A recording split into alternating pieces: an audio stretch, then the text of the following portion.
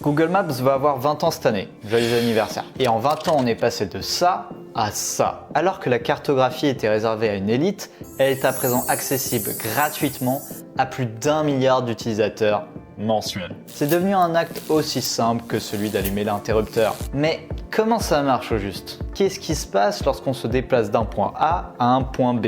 Qu'est-ce qui se passe lorsqu'on cherche un restaurant? Comment Google Maps a dessiné le monde et au-delà. Moi, c'est François de Scrap.io et aujourd'hui, on voit comment marche Google Maps. L'aviez-vous remarqué? Sur Google Maps, vous avez deux types de cartes. Celle par défaut et celle en vue satellite. C'est comme ça que la magie opère. Une combinaison de multiples images satellites rend possible la création de cette image globale. En y regardant d'un peu plus près, on peut voir une annotation en bas à droite. Terametrix. Mais attends, qu'est-ce que c'est? Oh bah tiens, c'est une entreprise de cartographie. Oh et ici, c'est la NASA. Oh et là, qui voilà? L'inspecteur Gadget? Non. Landsat Copernicus, une autre entreprise de cartographie. Google n'a pas initialement la propriété sur les images satellites. Ce sont très souvent des entreprises qui les vendent à d'autres ou au gouvernement. À présent, zoomons un peu. On a alors accès à une source plus surprenante, Airbus. Parce que, oui Jamy, les photos de la Terre viennent également d'images prises par avion. On a peut-être du mal à se rendre compte de la prouesse que sont ces images. On a des photos qui proviennent de différentes sources, prises à des heures différentes, avec des réglages différents. Et il faut combiner toutes ces parties en un tout cohérent. C'est là le véritable tour de force de Google Maps.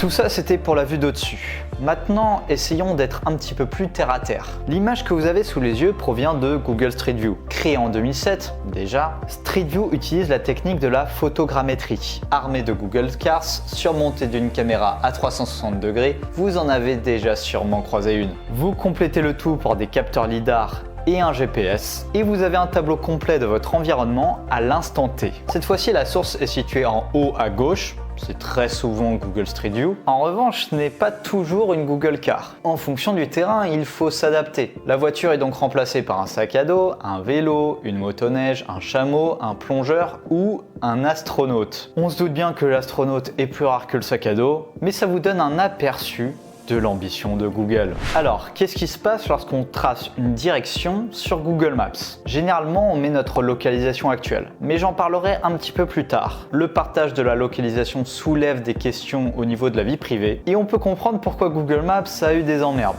Revenons à notre trajet. On a accès à une estimation en fonction des moyens de transport. Ce qu'il faut comprendre ici, c'est qu'il y a beaucoup de données qui se superposent. D'abord, les données sur le trafic, parce qu'on imagine bien qu'un parcours jusqu'à Orly prendra moins de temps un dimanche à 4 h qu'un mardi à 18 h. Idem pour les transports en commun. On a ici des données provenant de la municipalité. Et je ne parle pas seulement des différentes stations de métro, mais aussi des potentielles interruptions qui peuvent advenir. Attention, incident voyageur, 30 minutes de retard. Enfin, il y a aussi des données provenant de nous, utilisateurs. Lorsqu'on se rend quelque part, Google Maps nous demande notre avis sur la concentration de personnes au mètre carré. Et toute cette accumulation de données, au fil des années, vont permettre d'identifier des patterns, de créer des prédictions. On peut donc estimer le temps de trajet si je décide de partir le lendemain à 8 h. On a déjà bien balayé le sujet, mais il reste un dernier acteur, et non des moindres. Lorsqu'on écrit sur la barre de recherche, c'est soit pour obtenir une direction ou soit pour chercher une liste d'entreprises. Auquel cas, Google Maps se transforme en un moteur de recherche. Et c'est ce qu'il sait faire de mieux. Les premiers résultats sont toujours les plus complets, complétés par les utilisateurs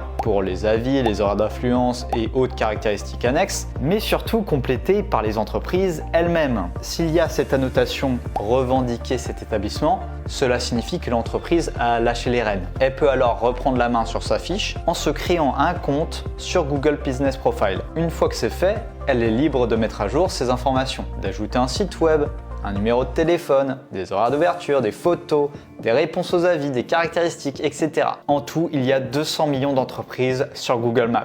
Tu prends ton chéquier, tu mets un 2, puis 8 zéros derrière. Ça aura du mal à rentrer. Le tout divisé en 4000 catégories différentes, principalement des petites et moyennes entreprises. Si cette collecte de données vous intéresse, que vous en avez besoin pour votre prochaine campagne de prospection, je vous invite à aller sur Scrap.io. Scrap.io est l'arme ultime du scrapping, de l'extraction de données sur Google Maps. Très simple d'utilisation, en insérant une catégorie et une localisation, on a accès à notre liste de données. Ces données peuvent être filtrées On peut par exemple obtenir uniquement les entreprises contenant une adresse email. Une fois que c'est fait, il ne reste plus qu'à obtenir notre fichier sous un format CSV ou Excel. En cliquant sur le lien en description, vous pouvez obtenir vos 100 premiers leads gratuitement. Ce sera tout pour cette vidéo. Il reste pourtant plein de choses à dire et on a plus de questions que de réponses. Si on a la possibilité de regarder votre maison par vue satellite, ce n'est pas forcément une bonne chose. Le gouvernement utilise notamment Google Maps pour traquer ceux qui n'ont pas déclaré leur piscine